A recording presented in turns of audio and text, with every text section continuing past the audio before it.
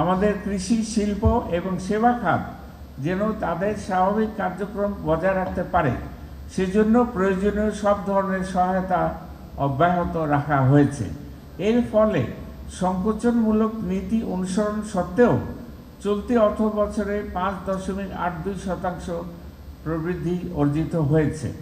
আগামী অর্থ বছরে আমরা 6.75% প্রবৃদ্ধি অর্জনে সক্ষম হব। সুধীবৃন্দ, আপনারা লক্ষ্য করেছেন 2026 সালে আমাদের স্বল্পোন্নত দেশের তালিকা থেকে আনুষ্ঠানিক উত্তরণ এবং তারপর ক্রমান্বয়ে 2041 সালের মধ্যে উন্নত দেশে পরিণত হওয়ার লক্ষ্যে গবেষণার উপর এবারের বাজেটে বিশেষভাবে জোর দিয়েছি। সুনীল অর্থনীতি, বিজ্ঞান প্রযুক্তি, জলবায়ু পরিবর্তনের ঝুঁকি মোকাবেলা ইত্যাদি খাতে গবেষণা উৎসাহিত করার জন্য অর্থ বরাদ্দ দিয়েছি।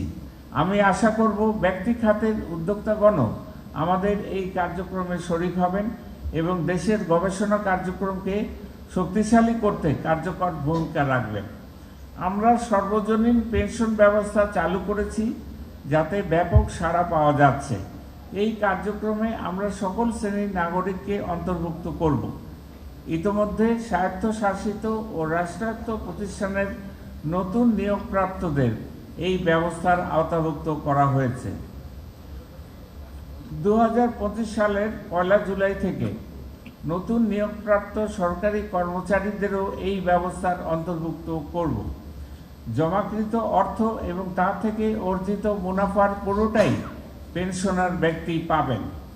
দেশে বিদেশে প্রচলিত যে কোনো পেনশন স্কিমের চাইতে এটি আকর্ষণীয়। যেমন একজন ব্যক্তি 42 বছর ধরে প্রতি মাসে 2000 টাকা করে জমা দিলে তার 60 বছর পূর্তিতে আজীবন পেনশন হিসেবে প্রতি মাসে পাবেন 68,931 টাকা। আজীবন পেনশন হিসেবে তিনি পাবেন 68,000, ঠিকই শুনেছেন, 931 টাকা। 5,000 টাকা করে জমা দিলে প্রতি মাসে আজীবন পেনশন পাবেন 1,72,327 টাকা। 1,72,327 টাকা। টেকসই উন্নয়নের জন্য অত্যাবশ্যক খাদ্য নিরাপত্তা, কৃষির উন্নয়ন, ভৌত অবকাঠামো গড়ে তোলা, বিনিয়োগ, পরিবেশ উন্নয়ন ইত্যাদি সংক্রান্ত কার্যক্রম আরও জোরদার করা হবে। কর কাঠামোতেও আমরা মূল্যস্ফীতি নিয়ন্ত্রণের জন্য বেশ কিছু পদক্ষেপ নিয়েছি।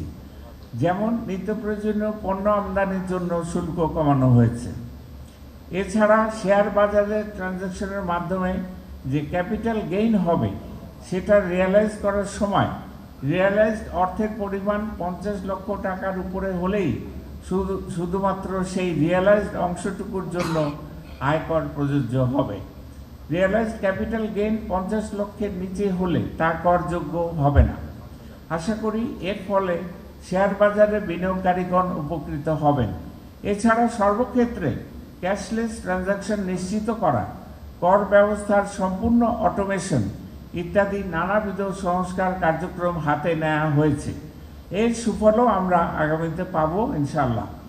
সরকার এভাবে বিভিন্ন ক্ষেত্রে যে সকল কার্যক্রম গ্রহণ করছে তা এবারের বাজেট বক্তৃতায় আমি তুলে ধরার চেষ্টা করেছি।